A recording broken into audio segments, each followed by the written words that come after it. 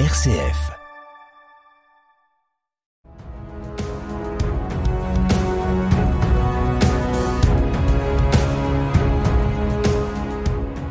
Saint Silouan, 1866-1938.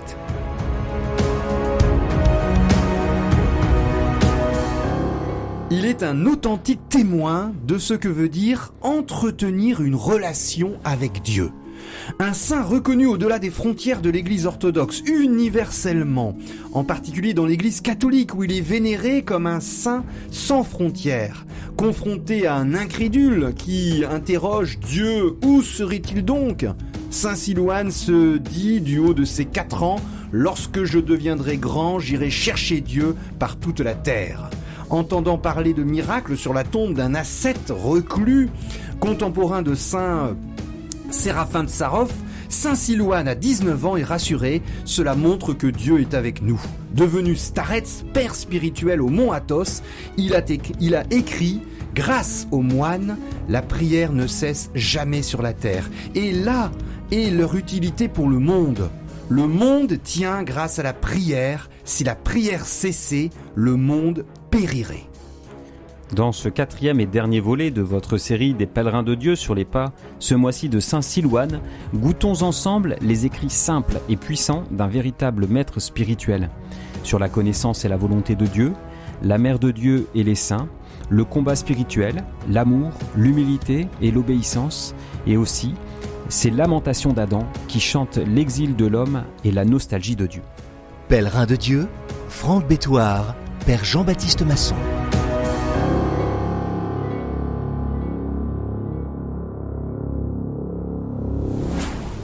Nous nous retrouvons ensemble pour ce 4e épisode autour de Saint Silouan qui s'appelle Siméon Antonov, fils de paysans orthodoxes pieux qui élèvent leurs enfants dans la foi. Son père, un homme sans instruction et plein de douceur et de sagesse. Et Saint Silouan, Siméon, devient un jeune homme d'une force physique peu commune. Et d'ailleurs, vous pouvez retrouver ce passage d'une altercation dans notre première émission avec le futur Saint Silouan et 2 autres villageois où le futur Saint Silouan, par crainte de se ridiculiser devant les filles, s'il ne se défend pas, frappe son agresseur avec violence qui reste malade pendant 2 mois. Mais le désir de servir Dieu dans un monastère grandit en lui et durant son service militaire, il pense au mont Athos, ce grand centre du monde spirituel orthodoxe. Nous sommes au nord de la Grèce, dans la péninsule de Chalcidique, dans la région historique de Macédoine. Et en 1892, il y arrive enfin au monastère russe de Saint Pantaléon, qui est un médecin martyr des premiers siècles, mort dans la persécution de l'Empire romain au début du IVe siècle, un petit peu comme Saint Côme et Damien, et il va vivre toute sa vie dans le monastère des Russes, qu'on appelle aussi son monastère le Rossikon. C'est un ardent ascète, il fait des exercices spirituels comme les grands-pères du désert des premiers temps du christianisme, et son expérience spirituelle se fait plus intense, et il va essayer toute sa vie alors qu'il était presque illettré, lui-même il explique qu'il n'a été à l'école que 2 hivers, il va écrire avec des mots très simples, des textes courts d'une beauté bouleversante, et c'est l'ensemble de ses écrits, quelques passages de ses écrits qu'on va essayer de vous faire goûter. J'en cite un premier. « Dieu et toutes les choses célestes ne peuvent être connues qu'à travers le Saint-Esprit. » On dirait aujourd'hui qu'il c'est un moine orthodoxe dans la mouvance charismatique. Il avait bien compris que l'Esprit Saint avait une grande place dans la spiritualité chrétienne, évidemment. Je poursuis. Le Seigneur a un immense amour pour l'homme qu'il nous est donné de connaître dans le Saint-Esprit. Le Saint-Esprit est l'esprit d'humilité, de paix et d'intégrité. Le Saint-Esprit est l'esprit de compassion et d'amour des ennemis. Et l'humilité et la paix sont des thèmes majeurs et qui reviennent abondamment dans ses écrits.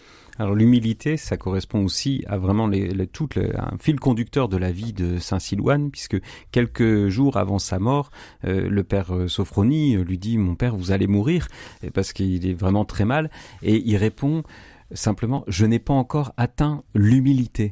Et donc c'est vraiment cette grâce de descendre vers Dieu qu'il va demander, donc cette expérience que pour monter vers Dieu, il faut descendre. Et donc l'amour de Dieu nous fait toujours descendre davantage, et donc il se trouve en descendant pour rejoindre le Christ dans son humilité. Donc ça, c'est quelque chose auquel on parle d'ascension de la vie chrétienne, mais selon saint Silouane, on devrait plutôt parler de descente vers Dieu. Alors l'orgueil dans cette ascension vers Dieu, c'est vraiment notre pire ennemi, et il fait aussi l'expérience, après cette première rencontre avec Dieu très joyeuse, de se croire déjà sauvé. Il le dit, hein, et celui qui comme moi a perdu la grâce, donc cette grâce il avait éprouvé une très très forte grâce dans la première année de sa vie au monastère, qui lutte courageusement avec les démons, apprend que la faute est en toi-même. Tu es tombé dans l'orgueil et dans la vanité. Le Seigneur te fait connaître ce qu'est la vie dans le Saint-Esprit et ce qu'est la lutte avec les démons. Ainsi, l'âme connaît par expérience les ravages causés par l'orgueil, et elle fuit les louanges humaines et les pensées de vanité. Donc par l'humilité, on va rejoindre le Christ qui est notamment présent dans les plus petits, et cette humilité, elle permet d'attirer le Saint-Esprit en nous. Donc plus on se fait humble, plus on devient en quelque sorte, l'image n'est pas de lui, mais c'est un peu de ce dont il parle, une espèce d'éponge à Esprit Saint qui attire l'Esprit Saint dans notre humilité. Et de cette humilité, l'âme va recevoir 2 dons de Dieu. D'abord la paix du cœur, donc la paix notamment avec l'extinction de toutes ces haines et tous ces reproches contre les ennemis, donc avec un amour des ennemis, et puis un feu brûlant d'amour qui le porte et qui éteint toutes les autres passions, qui le portent toujours plus vers Dieu. Alors cette volonté de suivre la volonté de Dieu, volonté personnelle, s'exprime dans des petites anecdotes toutes simples de la vie de tous les jours, et vous allez pouvoir vous y reconnaître. C'est saint Silouane qui parle. « Voilà bien des années que je souffre de maux de tête. Et il m'est difficile de le supporter, mais cela me fait du bien, car par la maladie, l'âme devient humble.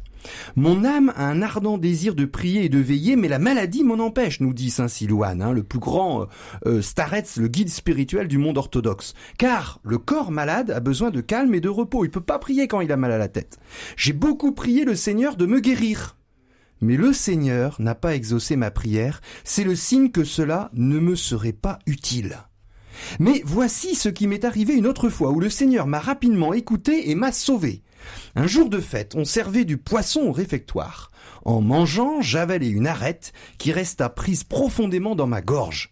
J'invoquai Saint Pantaléon de Nicomédie, c'est le nom du saint martyr thaumaturge mort en 305, et c'est le saint patron du monastère. Donc il invoque Saint Pantaléon, lui demandant de me guérir, parce que les médecins ne peuvent pas extraire une arête de la poitrine.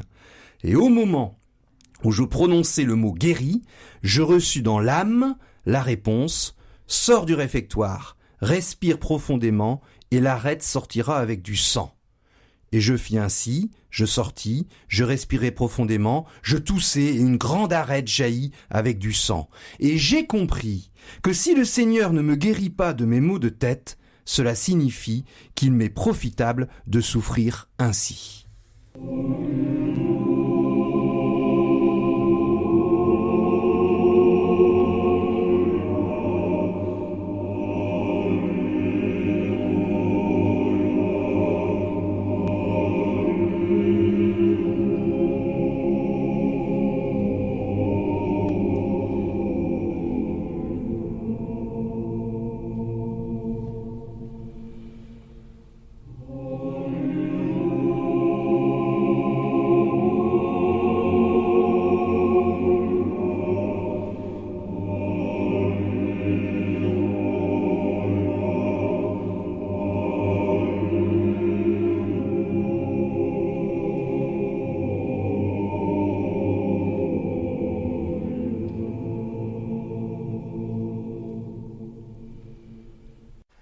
Pèlerin de Dieu, Franck Bétoir, Père Jean-Baptiste Masson.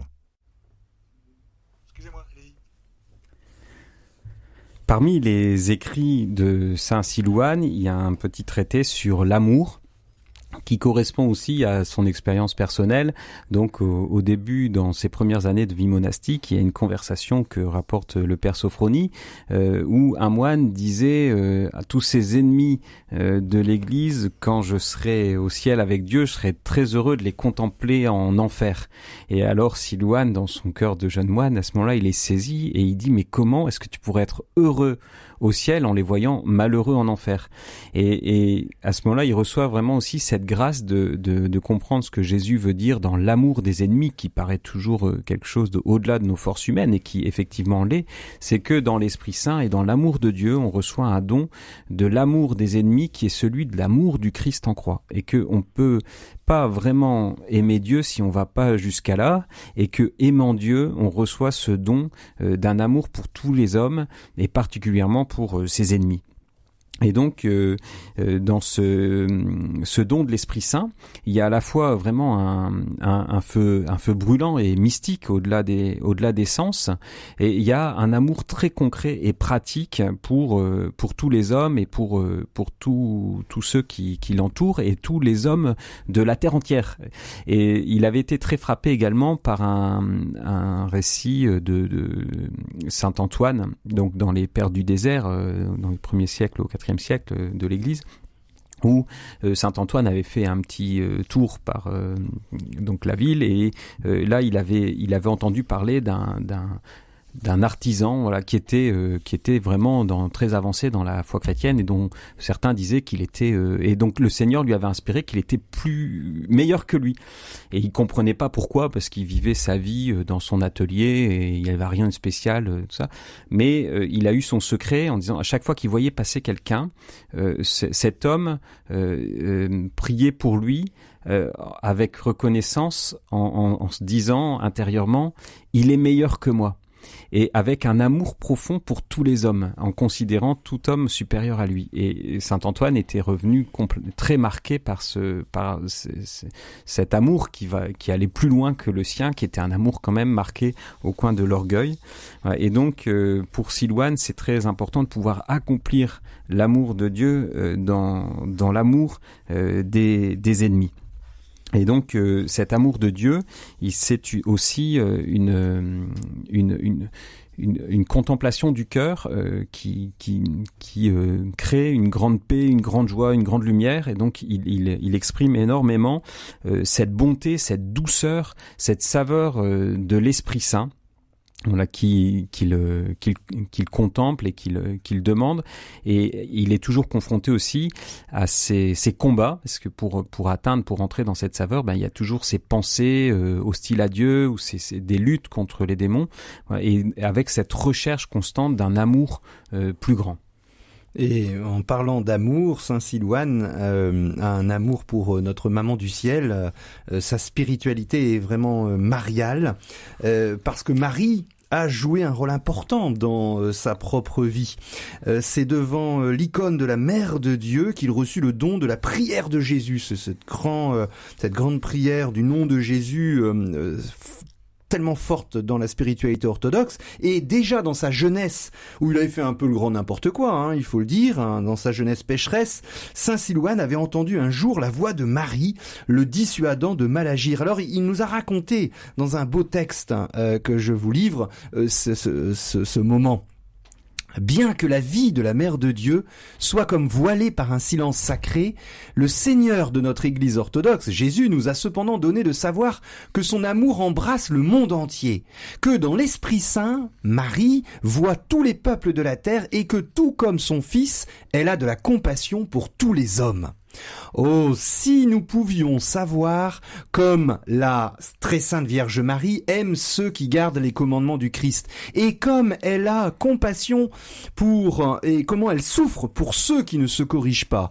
J'en ai fait l'expérience moi-même. Je ne mens pas, nous dit Saint Silouan. Je parle devant la face du Dieu que mon âme connaît. En esprit, je connais la Vierge toute pure. Je ne l'ai pas vue, mais le Saint-Esprit m'a donné de la connaître, ainsi que son amour pour nous. nous. Sans sa miséricorde, il y a longtemps que j'aurais péri. Amie, elle voulut me visiter et m'exhorter à ne plus pécher, et elle me dit « Je n'aime pas voir ce que tu fais ». Ces paroles étaient calmes et douces, mais elles agirent, ces paroles, avec force sur mon âme. Plus de 40 ans ont passé depuis, mais mon âme ne peut oublier ces paroles remplies de douceur. Je ne sais pas ce que je donnerai en retour pour son amour envers moi et comment je pourrai remercier la Mère du Seigneur. Elle est en vérité notre protectrice auprès de Dieu, et son nom suffit pour réjouir l'âme. Mais tout le ciel et toute la terre se réjouissent de son amour. Merveille incompréhensible, elle vit aux cieux et contemple constamment la gloire de Dieu. Mais elle n'oublie cependant pas les pauvres que nous sommes et couvre sa protection tous les peuples de la terre. Enfin, saint Silouane achève. C'est sa mère très pure que le Seigneur nous a donnée. Elle est notre joie et notre espérance, elle est notre mère selon l'esprit, et elle est proche de nous selon la nature comme être humain. Et toute âme chrétienne s'élance vers elle avec amour. Il parle également, saint Silouane, des pasteurs, des moines et de l'obéissance. Alors je vous livre quelques passages de son petit traité sur les moines, donc où il fait part de son expérience personnelle et aussi ce qui peut permettre à un moine de réussir sa vie monastique. C'est quand même c'est pas toujours gagné, il le dira. Alors je vous lis les lignes du début. Certains disent que les moines doivent servir le monde pour ne pas manger en vain le pain du peuple. On peut penser, Voltaire disait tout à fait ça, qu'il aurait bien supprimé tous les moines de la terre. Mais il faut bien comprendre en quoi consiste ce service. Le moine est un homme qui prie et qui pleure pour le monde entier, et c'est en cela qu'est sa principale occupation. Qui donc l'incite à pleurer pour le monde entier ? C'est l'amour du Seigneur Jésus-Christ, le Fils de Dieu. Il donne au moine l'amour du Saint-Esprit, et cet amour remplit le cœur du moine de douleur pour les hommes, parce qu'ils ne sont pas tous sur la voie du salut. Donc il y a cette dimension d'intercession, comme moine, eh bien, il fait partie de l'humanité, et donc il a pour vocation aussi de porter cette humanité vers Dieu, de prier, d'intercéder pour elle. Et alors il constate que toutes les vies monastiques ne sont pas réussies. Donc il dit « J'ai vu des hommes qui étaient bons lorsqu'ils sont venus au monastère, mais qui ont ensuite perdu leur qualité. J'en ai vu aussi qui sont venus au monastère avec de nombreux défauts, mais qui, par la suite, sont devenus humbles et doux, et c'est une joie pour l'âme de les regarder. Je connais un moine qui, lorsqu'il était jeune, faisait un détour autour du village pour ne pas subir les tentations, mais il y a peu de temps, il resta pendant 2 heures à regarder avidement une foule de passagers sur un bateau, et il m'a dit lui-même qu'il aimait le monde. Ainsi, l'âme d'un moine peut changer et se tourner vers le monde. Et pourtant, il était venu au monastère jeune homme de 17 ans et il y a vécu pendant 35 ans. Par là, on voit combien il faut craindre que ne s'éteigne en nous ce feu qui nous a poussés à rejeter le monde et à aimer le Seigneur. Et la clé pour lui de la vie monastique, c'est vraiment l'humilité. Il dit, c'est vraiment, il y a des moines qui ratent leur vie monastique par orgueil et qui perdent le goût de Dieu. Et donc, il faut toujours entretenir cette ferveur, cet amour pour Dieu qui nous ramène à la beauté de la vie monastique, et dans cette humilité aussi, puisque le moine dans son activité a beaucoup l'occasion de voir d'autres personnes extérieures, notamment dans les activités économiques du Mont Athos qui sont très importantes, et bien dans la façon de gérer aussi et de parler aux ouvriers, il y a cette humilité qui est missionnaire et qui peut aussi gagner les cœurs à Dieu. Et donc il reporte le cas, pour encourager à cette humilité, de l'économe du monastère qui envoya un ouvrier à un travail, mais l'ouvrier, par inexpérience, ne voulut pas y aller. L'économe lui dit « Va ». Alors l'ouvrier se fâcha et en présence de tous ceux qui étaient là, une 40aine de personnes, il traita l'économe de chien. Mais l'économe eut pitié de l'ouvrier, il lui donna du thé, du sucre et lui dit « Appelle-moi toujours chien ». Tout à coup, l'ouvrier eut si honte que son visage rougit et par la suite, il devient le plus obéissant de tous.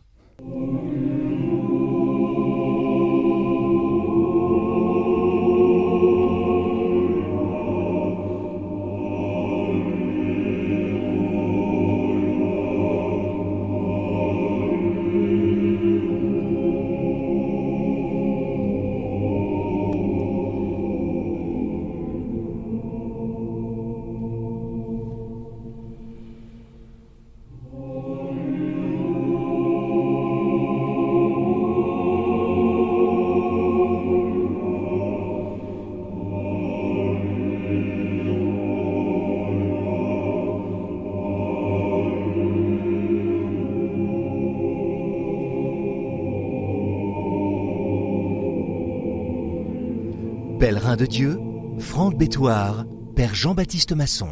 Vous êtes actuellement au mont Athos, Saint-Silouan prie, et il nous délivre sa grande spiritualité d'un starets, un guide spirituel du monde orthodoxe.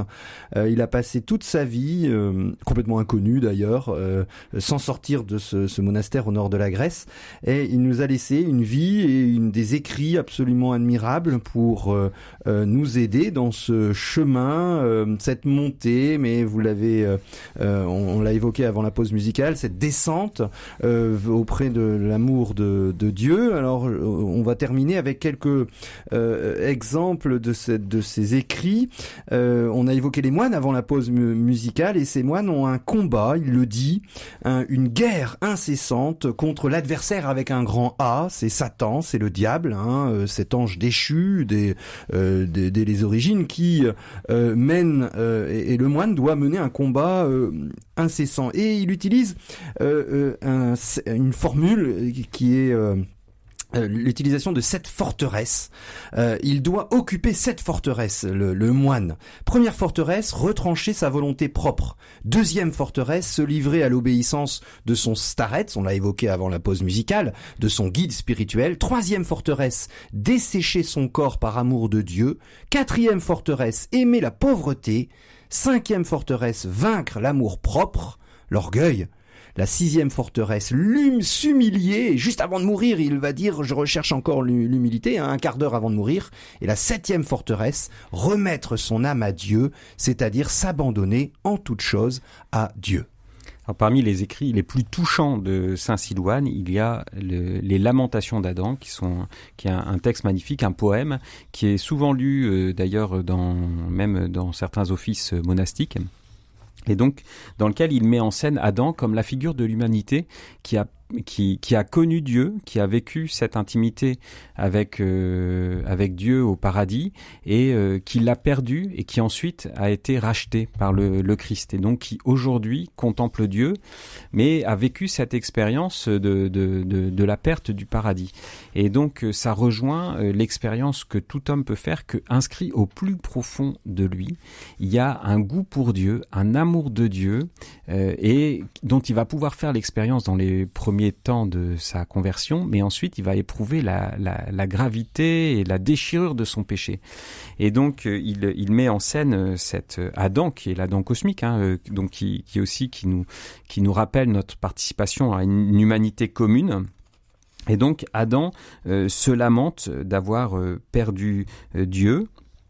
Et donc, il va s'adresser à lui. Je vous lis quelques passages. Si le Seigneur me prenait à nouveau dans le paradis, même là je souffrirais et je pleurerais. Pourquoi ai-je offensé le Dieu que j'aimais ? Chassé du paradis, Adam souffrait dans son âme, et dans sa douleur, il versait d'abondantes larmes. Donc cet amour de Dieu reste inscrit en Adam comme une nostalgie de Dieu. Et par la miséricorde de Dieu, eh bien, il va retrouver cet accès au paradis. Et donc quelques versets plus loin, Adam se retrouve dans cette contemplation, et c'est lui qui s'adresse, donc l'auteur du poème, qui s'adresse à Adam et qui lui dit: Ô Adam, notre père, tu nous as abandonnés, nous tes orphelins, nous sommes pourtant plongés dans la souffrance ici sur la terre. Dis-nous ce qu'il faut faire pour plaire à Dieu. Regarde tes enfants dispersés sur toute la terre, dispersés aussi dans les pensées de leur cœur. Beaucoup ont oublié Dieu, ils vivent dans les ténèbres et se dirigent vers l'abîme de l'enfer. Et Adam répond: Ne me dérange pas, je vois la mère de Dieu dans la gloire, et comment pourrais-je m'arracher à cette vision pour parler avec vous? Je vois les saints prophètes et les apôtres, et tous ceux qui sont semblables à notre Seigneur Jésus-Christ, Fils de Dieu. Alors pourtant, Adam va se laisser déranger, et il va adresser quelques paroles brèves et courtes pour aider à retrouver cette amitié avec Dieu. Repentez-vous devant le Seigneur et demandez. Il aime les hommes et leur accordera tout. Moi aussi, je me suis beaucoup repenti. J'ai beaucoup souffert d'avoir offensé le Seigneur, et pourtant, dans mon péché, perdu la paix et l'amour sur la terre. Mes larmes ruisselaient sur mon visage, inondaient ma poitrine, et le désert entendait mes gémissements. Et progressivement, par l'humilité, eh bien, il retrouve le chemin vers Dieu. Il dit: humiliez-vous, aimez vos ennemis, pour que l'Esprit Saint puisse établir en vous sa demeure, et alors vous connaîtrez et vous trouverez le royaume des cieux. Et moi, ne me troublez pas, maintenant mon amour pour Dieu m'a fait oublier la terre et tout ce qui s'y trouve. Alors, pour terminer cette émission, on a souvent fait un parallèle, un rapprochement entre Saint Silouan et Sainte Thérèse de l'Enfant Jésus, Sainte Thérèse de Lisieux, le dépouillement dans la vie d'oraison, la prière de Jésus et surtout une compassion sans limite pour toute créature, tout homme, jusqu'aux démons. Et à l'incroyant, Saint Silouan donne ce conseil. Et à tous les auditeurs qui se disent incroyants, Saint Silouan vous dit, Seigneur, il vous demande de dire au Seigneur, d'oser parler au Seigneur et de lui dire « Seigneur, si tu existes, éclaire-moi et je te servirai de tout mon cœur et de toute mon âme. » Et Saint Silouan termine « Pour cette pensée humble et pour cette disposition à servir Dieu, le Seigneur t'éclairera sans faute. »